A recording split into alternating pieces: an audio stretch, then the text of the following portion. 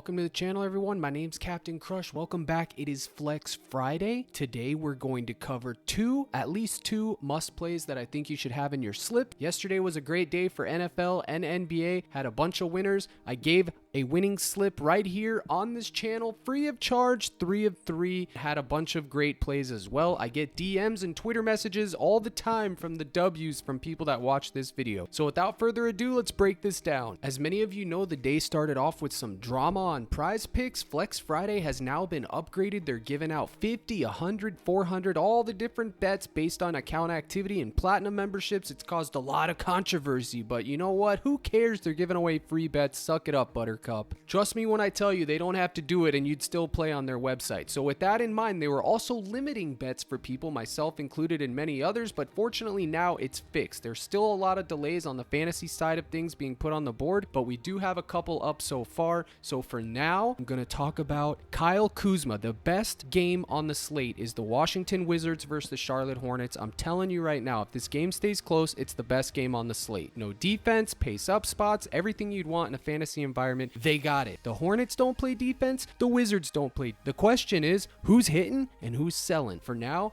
it's going to be Kyle Kuzma, more 3.5 assists or more 39.5 fantasy points, okay? Break out the notepad here for a second. Kuzma has a 32% usage rate. That's unheard of. A 32% usage rate, 1.38 fantasy points per minute. He's in the best point total on the slate. I have his assist at 130, minus 130 at 3.5. It's a great spot for both his fantasy, his assists, his points. It's dealer's choice. Do what you want. Take it or fade it. It's up to you. But I'm telling you right now, you need to have exposure to one of these wizards, whether it's Poole, Kuzma, Avija, Gafford, one of them. My safest play is going to be Kuzma, and that is why I'm taking him. Again, 32% usage rate, 1.38 fantasy points per minute. A lot of people ask, how do you come up with these usage rates and fantasy points per minute? Well, I have a projection system for the fantasy points per minute, and the usage rates are common knowledge. You can find those on most websites, but again, you can also throw your own spin on that too. All right. Now from that same game, I'm going to go back to Gordon Hayward, who has a 23% usage rate and 1.12 fantasy points per minute. You can target his fantasy points. Now I'm going to tell you something right now. He's not my favorite Hornet. Okay. My favorite Hornet was Mark Williams at 13.5 real points, and they bumped him to 14.5. But you can go to Chalkboard and you can get his line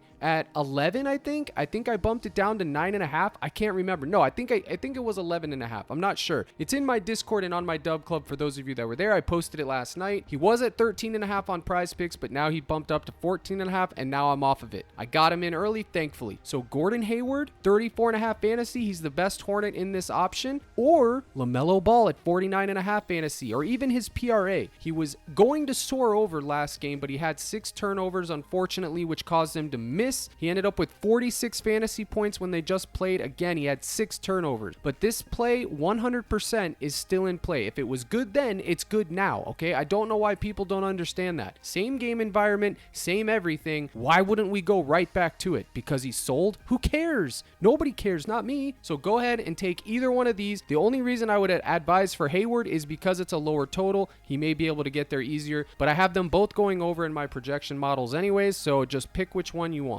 And for those of you that skip through these videos, like last night, somebody was trying to tell me, oh, you said take Capella first half. Boy, oh boy. I said take either or. Dealer's choice, you choose first half or full game, but I even said, as for me, I'm taking the full game, and it hit. This is something I want to talk about real quick. Look at these slips here. This was yesterday's YouTube slip. I get these DMs all the time from here, from Twitter. Appreciate it. First time viewer, salute. And then I have this one over here. This is the Chalkboard slip that I gave you guys yesterday right here. All you had to do was tail. If you're not on Chalkboard taking alternate lines, what are you doing? You're leaving money on the table. Links in the description. Go ahead, use code CRUSH, all that stuff, and you'll get your deposit bonus and 30 days of the cord. But on top of that, you're going to win more. This is how you use a site like Chalkboard. You use it to take the alternate lines and you grind it out slow and steady. 2x slips, 1.92 to 2.25x slips, and grind out a bankroll. Some of you guys need to hear it, okay? That's the best thing that you can do. Little 2-mans for 2x, slow and steady wins the race. Then you can cash out your coin coin and go take your shots over on PrizePicks for their Flex Friday promotions and whatever else. Use multiple books. If you're not line shopping, you're not using multiple books, you're leaving money on the table. And that ain't it, Chief. It's also critical that you don't just skip around and you actually listen to what I'm saying, because it's important so you have context. If you're just skipping to the end to look at this, you have no context and you have no clue what I'm doing, and I might even troll you and throw something in there like this just to tick you off, and I won't be upset at all. I'll laugh, okay? So let's go back and get on point. Tyrese Maxey, 39 fantasy score. Do I like it? Okay, I do like it because I haven't projected to go over via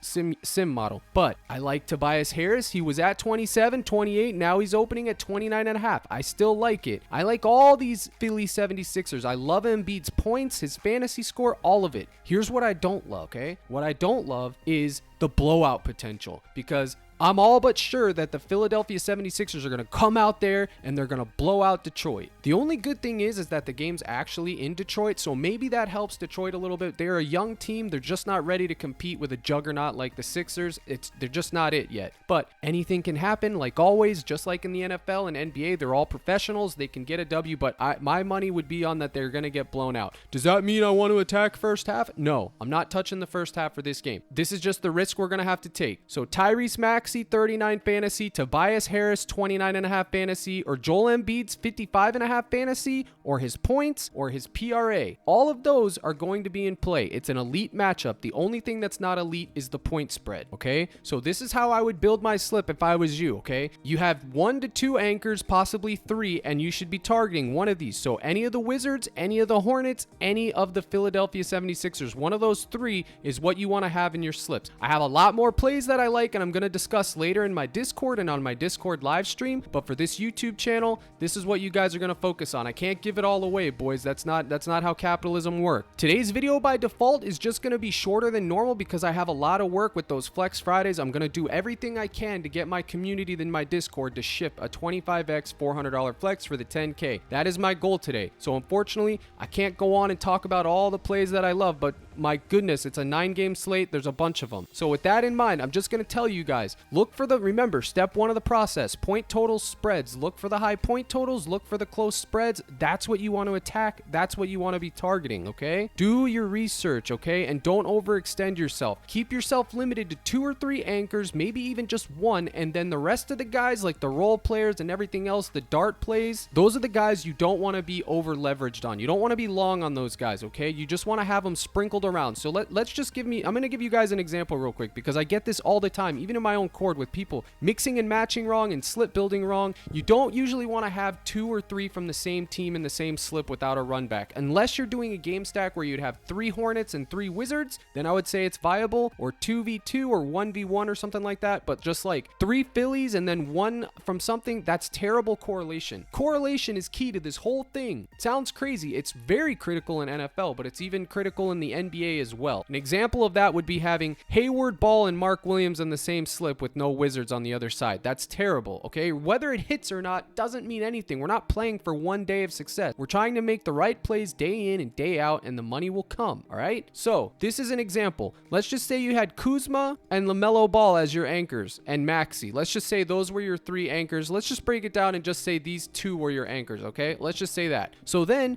you dig in this dumpster, you go find all these little other plays you like. Say you want to take a shot on someone like Jaylen Brown, 22 points. That's considered a dart. You don't want to have him in multiple slips. So you could have Kuzma and Ball in all the slips that you want. Anchor plays, okay? Then you'd put in your darts. So Jaylen Brown would be a dart consideration. Someone like John Collins, 13.5 points. And then Paul George, rebounds plus assists. These are 3 quality darts that I could see hitting. I like all 3 of these plays, but again, they're only going to be limited to about 1 slip max. So I take my 2 anchors, and then I have a pool of anchors, a 2 to 3 max anchors. Then I have my pool of darts, a player pool, where there's about 10 to 12 props, and I just mix them around. I take my anchors in a 2-man, enough to where if it hits, it covers my day, okay? Tell you guys this all the time. So let's just say you have Ball and Kuzma in a 2-man. If it hits, 3x, bang. You use that implied equity to make your other slips, your 5-mans, your other 3-mans, 6-mans, whatever, and if your 2-man hits, the rest of your day is covered, even if all your darts chalk. But if you get 3 darts to hit, you're gonna get 10x and 3x, and you are guaranteed profit. Now, Now, when the anchor's chalked, your day's chalked. That's just how it is. But when you hit, your anchor's hit, the rest of the day, it's gonna soar. Like yesterday, my anchor,